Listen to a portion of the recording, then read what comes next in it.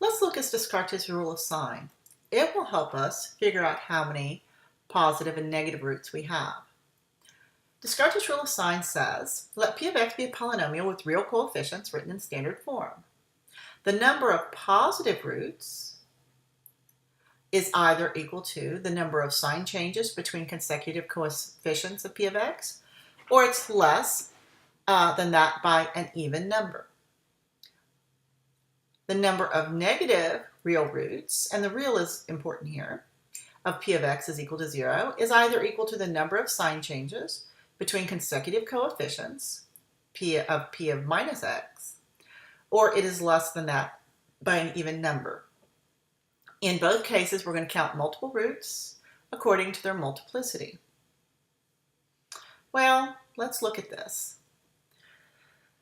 Let's look at the number of positive roots. We're going to start here. This is positive. Now, how many sign changes do I have? I go from positive to negative, from negative to positive. So, the number of positive roots is 2 or 0. For negative roots,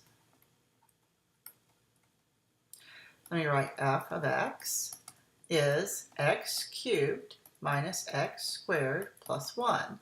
And now I'm going to substitute in negative x. So this is negative x cubed minus negative x squared plus 1. So this is negative x cubed minus x squared plus 1. Now let me count the sign changes. I start with negative, and I change to positive once. So I have one negative root. Now you see how this can help you? Knowing I have one negative root, as soon as I find that one negative root, I'm not going to look for any more negative roots. I also want you to notice that the maximum number of positive roots is 2, and the maximum number of negative roots is 2, and that adds to 3. When we do the fundamental theorem of algebra, you're going to see why this happens. But at this stage of the game, that will help you. So let's look at this one right here. P of x is 2x cubed minus 5x squared plus x minus 1. Let's look at how many positive roots I have, possibly. I go from positive 2 to negative 5, from negative 5 to positive 1, from positive 1 to negative 1. So the number of positive roots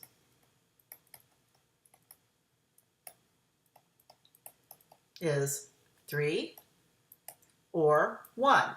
Now you can't have negative. So you know you're going to have to look for at least one positive root. The number of negative roots, well, I need to find p of negative x.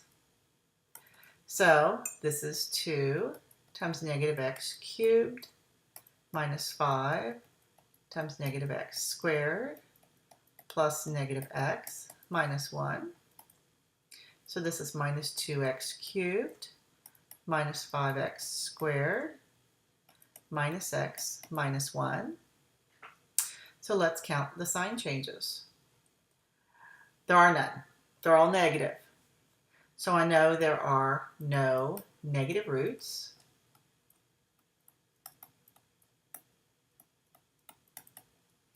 And 3 or 1 positive roots. Now you look at this, the maximum number of positive roots is 3, and I have no negative roots.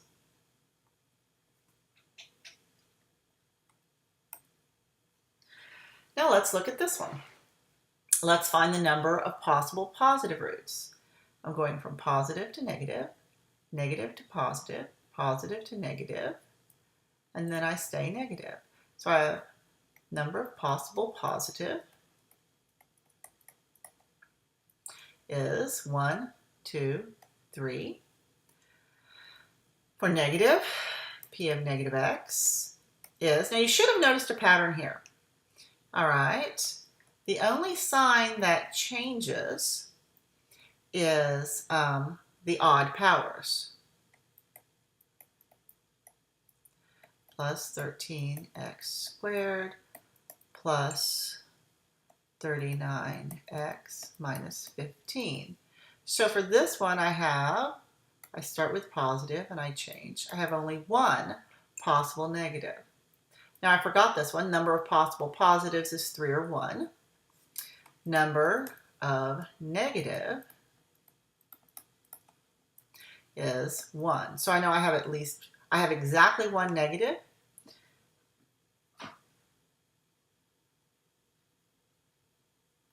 and 3 or 1 positives.